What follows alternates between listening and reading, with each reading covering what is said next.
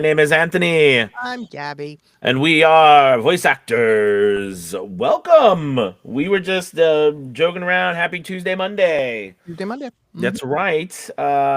If you are new here or you haven't had a chance to do so yet, hit that like and subscribe button. So that when we and then hit that bell notification, and then you got to hit Mm-hmm. that all, so that when we do go live and you get notified. So many steps, but it's worth it. It's worth So worth it. So it. worth it. And also we have a lovely chat section so that you can tell Mm-hmm. us where you're from and also any questions that you might have. We love your questions, and like Gabby says, sometimes you might ask a question and we might choose to feature it or even do a whole week on it. Yeah. So I think we've had a lot of our questions like that, right, Gabby? That Oh, we've yeah. Oh, yeah, yeah, gosh. yeah. And I always keep a running list. Like, I think Hmm. today's topic is very much inspired by that, and it will probably bleed over into multiple days. Oh, I agree. I Yeah. agree. I agree. So what are we talking about today? We're going to talk about interfaces because, Mm, golly, do we get a lot of questions about interfaces. yes. And I think Yes. it's time that we discuss what they are, what they do, how they work, Oh, why and we there's so need many. them. Yeah, Oh, there's so so many. many. There's so many kinds. So so first off, we are when you have a microphone, all right, you either have a USB microphone or you have an XLR microphone, all right, or whatever. So USB microphone is going to be one that can plug directly into your computer, Mhm. all right, and X. So we're going to be focusing on microphones, XLR interfaces that it plugs into an interface, all right, and then that interface plugs into your computer, Why do right? we need that? So when we are dealing with the microphones that need an interface, right? They have to be powered by something, right? So they have to be powered by something, and then they also then have to analyze a signal and take that signal and transform it into another signal that the computer can read. All Mhm. right. So your interface usually has a dual purpose, and a lot of interfaces now have even more than that. All right. But the main purpose, the main couple purposes are one is to power, which is called an amp, Mhm. right? And that powers your microphone. And there are Mhm. microphones that some are powered differently. There's dynamic microphones Yes. and condenser microphones, but all of them still that use interface have to be powered. And then there is a signal that is sent from, depending on what microphone you have, to your interface, which then takes that signal, right, and changes it and sends it to your, or reads it, if you will, rather, and then takes it and turns it into a signal your computer can read. Mm. All right. So that's the general basis. And they also act as a way for you to listen. You can listen back to your audio through them as a way to hear a cleaner sound that's coming directly from your microphone, as opposed to sometimes your computer has settings and things on it that will make it sound better here or there or different. But yeah, that's the general basis. Would you want to add any notes to that? I wanna give the kinda what I call the dumbed down version, but, Okay. if you disagree with me anywhere, by all means, Sure, tell me. sure, sure. The way I've always explained it to people is that the computers that we buy, right, in a store, they come out of the box, their ability to play audio is usually pretty solid, but their ability to input audio, the sound cards that are are just terrible. And so the interface takes over as your computer's ears and mouth because without it, right? That's just it. You have the ability to then have sound going into the computer, right? And then playback coming all again, like you were saying, all kind of circuiting through the interface. But yeah, I see it that way. It's kind of like the interface takes over as that operating system of noise that you make and then noise that you can hear. Absolutely. Yeah. I mean, and I think, and I love that description of it too, because you can look at, if you are just thinking, depending on how technical you like, if you really like technical stuff, that's one way to look at it. If you really like to like the overall, what's the purpose of it and everything, that's Hmm. another, Yeah. from a 20,000 foot point of view, that's exactly what, it does as well. I think an important note too with interfaces is speed. A lot of times, Oh yeah. so all of us who use computers are aware of Hmm. lag, all right, or Hmm. this idea of how fast your computer runs and then how fast signals go from one place to another. And the faster they are, right, the more crisper recordings are, like for example, Source Connect. We use a lot of these things, and a lot of it's based on speed because Hmm. we need that power behind. We need that speed in order to capture as Yeah. much as we can of quality. All right. So the slower something is, we lose that quality. Okay. So your interface plays an important part in speed and processing speed as well, and that as your computer does as well. And this is what I always say to people, Mm. yes, you start where you start. We all have to start where we start, and we start with what we have and the budget that we have. But make no mistake, it's very important that you do everything you can to upgrade to faster speeds, right? More quality stuff because it matters tremendously. Hmm. But anyways, your interface does that plays an important part. The Hmm. quality of your amplifier plays a very important Hmm. part. So going off of that, we have let's maybe chat about some different interfaces that are very popular, Yeah. right? And at different levels and kind of what they offer, maybe some pros and cons, what you've seen, what I've seen. Sure. So what would you say you think is the most popular I mean, we all smile. We all can say what we know, but I want you what do you think is the most popular? I think the one that we hear about the most often in voiceover, the what I would call the beginner's Yes. interface, is the Scarlett 2i2. Yeah, Yes, the absolutely. Focusrite Scarlett. We hear people Yep. talk about it all the time. It's the little red box. It's so Yes. easy to identify, right? That's Everybody right. That's knows the right. little red box. Yes. And it's where a lot of people start, and part of that is it's very affordable. Right. Gosh, when it first came out, it was like It was under 100. it Yeah, it was was under under 100. 100. Yeah, Yeah. now it's like, I Like think, 189 or something like yeah, that. Something closer like to the that. 200 mark, Yeah. but still Right. very affordable product. Hmm. So yeah, it's very, very popular.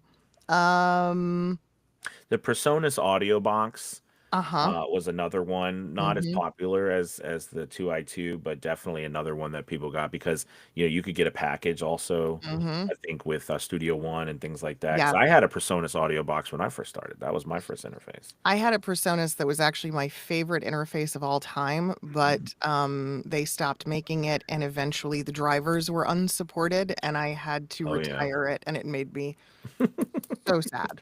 So sad because I loved, loved, loved that box. But Right. long Yeah. story short. The other one that we hear a lot about is anything made by Steinberg on their lower end, the CR series, or the UR series rather. Mhm. The UR22, the UR22C. There's a couple of different variations there. Again, very affordable. Very, very much an easy product to use. Um, Now and then also, oh, we start going up, when right? I Like, when I was gonna say real quick too, what some people also, if you've been in live music, right, mm, you know the idea of having a mixing board. yes. And mixing boards, some especially a smart one, they also have a preamp Hmm. in there as well. Well, the So digital ones, yeah. you'll see a lot of people, some people with, little mixing boards Yep. as their interface. I used a digital Mackie mixing board as an Hmm. interface for a long time Hmm. because I had it.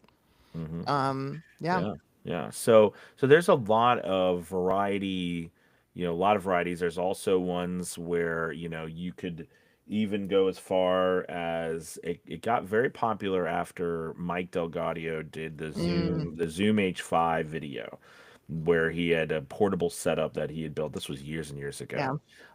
And but now Zoom H6 and the things like that, they actually are also an interface. You can use them as an interface plugged into your computer. Yeah. You know what I mean? Now, The yeah. earliest versions of the Zoom, I think, really turned me off to them Hmm. because a Hmm. lot of people were promoting them back in the day, and it was handheld and it was all this, and like people would bring them to me, and I'd be like, "Oh my God, this sounds like absolute garbage." It was bad, and so I just kind of went, "No." to that whole line of tech. I'm sure it has evolved, but it was never a fan. So I had tried it just Mm. because, I think when you're starting out, you're very susceptible Oh yeah, to trying anything. for sure. And, the appeal to it, right, is that it's handheld, It's it's portable. very Yeah. portable. Mm-hmm. But, it's funny because I'm not saying that some people don't make it work or something, but Mm. I haven't, and I never ended up using it because of the quality that it record. It just, and Yeah. then and then on top of it, you have to think it uses an SD card. You have to record on there, then you got to take that, you got Mm-hmm. to put it on your computer with so Hmm. many more steps Yeah. to the whole process. But anyways, the point is there's a lot of these different ways and different methods and different interfaces. So you were So saying let's moving. talk pros and cons, right? About Yeah. some of these, like we were saying. So of the lower end, which one's your favorite of these of the more affordable tiers? So that's a really good question. Hey, now we didn't talk about one of the ones. So basically, what Gabby was saying was true. And then a lot of these other companies jumped on board with making more affordable ones. Mm-hmm. So one of my favorite ones is the one by Universal Audio. All right, and it's called the Volt. Mm. VOLT. All right. And because I'm a huge fan of Universal Audio, Yep. I love their pro. I think it's like 200, maybe $240 or That's something not like bad. that. Yeah. But it's made by Universal Audio. It's a single, and I love it. I think that's become my favorite just because I love the company. It's fantastic. I've never gone anywhere ever since I got my Apollo. What are And right. now the pros, and then the other. But if you're going to go cheaper than that, all right, I will say, and this may shock you, I will say that I do believe, all right, if you are just starting out, the one, and I will say this for another reason, but I do think the Scarlet is a good one to start with because I have seen incredible stuff with their support. Meaning, like, Mm. if you got a problem, they're there for you. If you need a new one, they send you a new one. And I've been, now, Interesting. mind you, been with a lot of people who've needed new ones, but they do send it to you. Like, Okay. whereas a lot Okay. of other places are not like that. Right. And when you're just starting out, that is you don't think about these things because we Mm. assume, like anything else, if it comes in the box, it's going to be perfect. And that's just not the case with our It's equipment not. that we get. A lot of It's not. times, sometimes it's just not, and you have to resend it and everything. But I would say that the Volt has become my favorite because it's only about $40 more than the 2i2. Okay. But Okay. yeah, that's Yeah. that's me, the Volt, and then but I can I'm go up from there. But from that one, that was my right. I'm gonna go with the the Steinberg. mm, And the main reason why is because the Steinberg is, first of all, plug and play. You don't have to download anything. You don't, like, you plug it in and your computer goes, hello, mm. and they speak so seamlessly. It's beautiful. So for those who are tech deficient, it can be a really great box. The other thing is it has zero bells and whistles. None. None. It has one function only. And sometimes that is a blessing because the more complex something is and the more functions it has, the more room there is for error. So Yeah. that's my Now I take. will say somebody mentioned it down there. I'm Yeah, we not got a sure lot of questions who going on the right now. is. I can't remember who that is, but I do know that, yeah. So besides the vaults, the one that I do recommend on the website and so forth, especially because I use Apple and Mm. Macs, is the Hmm. Audient. All right. Oh yeah. Yeah, and that's typically under $300 as well for I that have heard one. good things about the Audient. Hmm. I've never Hmm. used it. And keep that in mind, guys. There That's are true. so many interfaces. We can't possibly know everything about all of them. There are some people, this is all they do, right? They buy and review gear, but often what I have found Hmm. outside of guys like Mike Delgadio, there's not a lot of people that are really, really specific to voiceover, right? Most people who rate Right. this stuff are doing so for music. And so the problem becomes that you're not getting input or recommendations that are really pertinent to what we do. So Absolutely. Yeah, that and can be and something you got to kind of it muddle is. through the And best you what can. I learned a lot too is that it's interesting the price point in Yeah. which some of these things are, and what changes in that price point is significant only to a point. Mm-hmm. And so that $0 to $1,000 mark for both microphones, interfaces, that's the most significant It differences is. that you find. When you go above that, there's little differences, but it's not so noticeable No. as it is from the between the zero and Yes. $1,000 mark. Would you agree? I do Yeah. completely. I think it's crazy how important that becomes. So what we Hmm. see a lot in the first few years of people's journey is that they start off with things that are kind of in that 2 to Right. 250-ish neighborhood. Then you jump up to the 500s, then you jump up to the 750s. Like so Right. over the first few years you're constantly making upgrades. Yeah. Mhm. Yeah. And I tell you, so when I okay, so now we talked about that, but I do want to say something about interfaces that I think they're not sexy. And the reality is what Mm, I mean by that is using that word, they're not as cool as a new microphone, no. right? However, I will never forget I had bought a Sennheiser, right, 416, going from a Rode NT1A. And I was like, this is the greatest thing ever I've got. But I was using a $99 PreSonus audio box as my interface, Mhm. right? But I had this microphone and it sounded good, but I was like, okay, so this is what I am, right? And I started to hear just whispers or things as you go along in your journey about how Mhm. important maybe your interface is, and most people don't Yeah. realize, Yeah. right? And there's so much more than there's noises because you're always trying to figure out if you're someone you have your audio and you're always trying to figure out where's this phantom noise coming from? Mhm. Funny use of words, phantom, but where's this noise coming from that you can't ever figure out? Yep. Why is it crackly sometimes? What's Mhm. that weird electronic type noise in your audio? Yep. Where does that come from? Like I can't figure it out. I'm trying everything you can. Why does Joe Bob sound so much better than me when his voiceovers I can't sound as that good?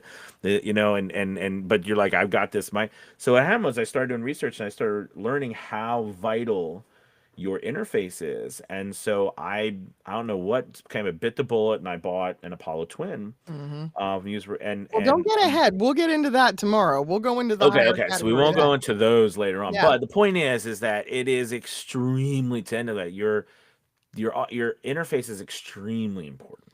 Oh, yeah. Extremely important. And also, real quick, there's something to as well we can get in this. Well, yeah, we got a lot to talk about this. So, a lot of your interfaces also can they have the ability to they're either analog or they're digital. Right. All right, and meaning that one, if it's analog, usually would be taking hardware, right, in order to do something to it like pre-recording. You can plug in hardware. I remember the DBX 286S was very popular because there was some voice actors who were doing stuff on it for a Mhm. while, and people were doing, even though really what Gabby says absolutely straight on about Mike and not a lot of other people, because that was being pushed, but it was not really for voice actors. Yeah. It was for, at the time, the beginners of streamers, right? Right. Because it was for live streaming audio, not for voice actors. There really wasn't, and it caused a lot more problems than it helped. So you had a lot of people using these equipment that was causing way more like noise and weird noise, like weird sounds in your audio, and A yeah. big thing that people forget to think about when it comes to their interface is power conditioning. Mm, That is such mm, a culprit, and that's why the 2i2 is a crapshoot, in my mhm, opinion. Its mhm, power conditioning abilities are not good. But mhm. let's look at the peanut gallery. We got a lot of Oh questions yeah, from yeah, yeah. people.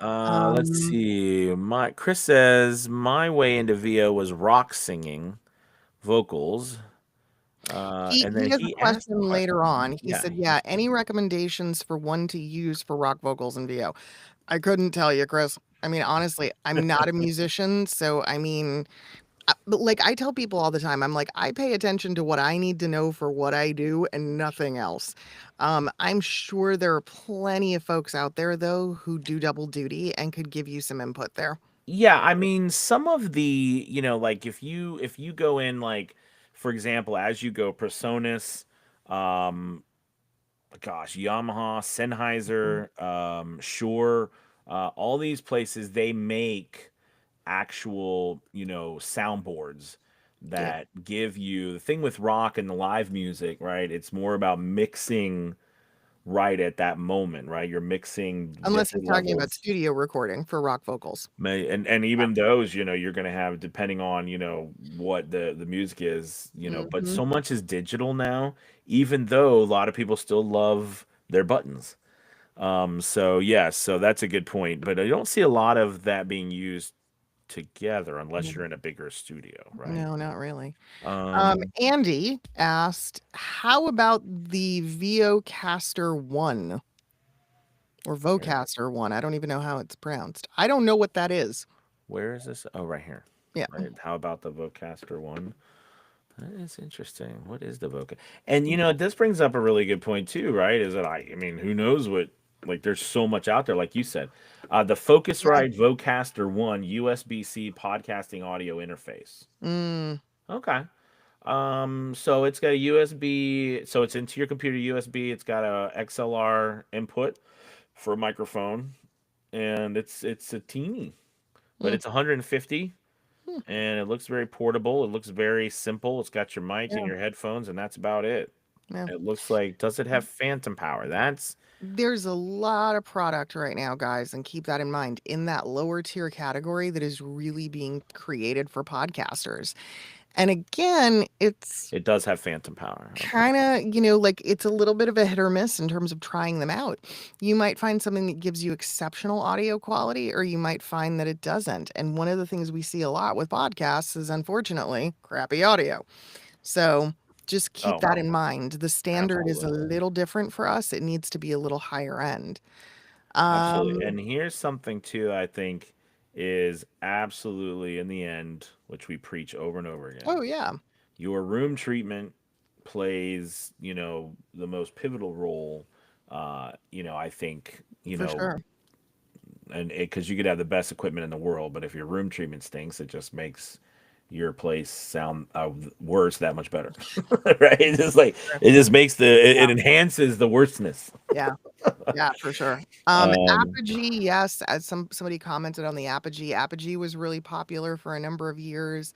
I hmm think I used one for a little while. I found it to be too simple. It was lacking a lot of functionality that a lot of other devices have. It was you can't control it as well as you can other devices. And then Miriam threw in a question that's kind of out of left field about upgrading Ethernet cable. Is that important as well? I believe I have Cat 5, but now they're up to 8. What brand would you recommend? that's a really good question. I had to do some research into that because I had specifically put in hardline Mm, into my house, which we did not have, and I mhm. literally the hub of the whole house is hardline into my studio here. Same. Yeah, so and then the rest of the house just gets, even the TVs, they just get Wi-Fi. Hmm. So, but I would always say, even though I don't have a brand name, in my humble opinion, is whenever there is something faster, Get it. it does get it.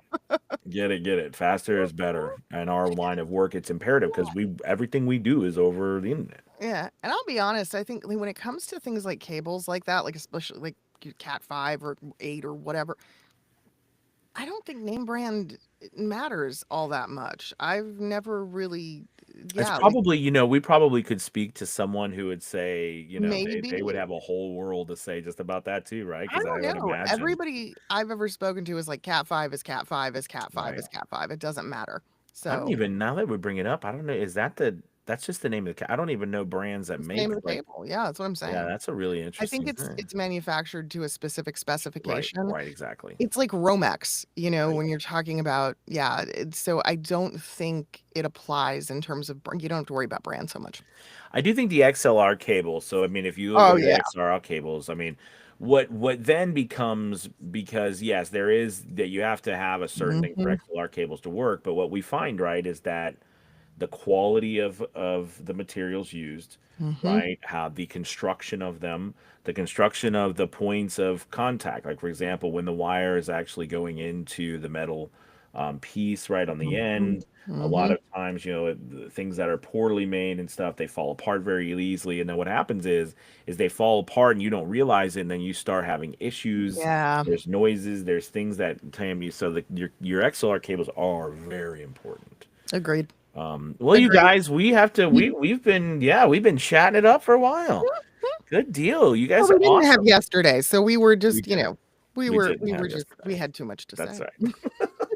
Well, thank you guys so much for watching. We love having you, and we will be back tomorrow talking Pick up some about discussion.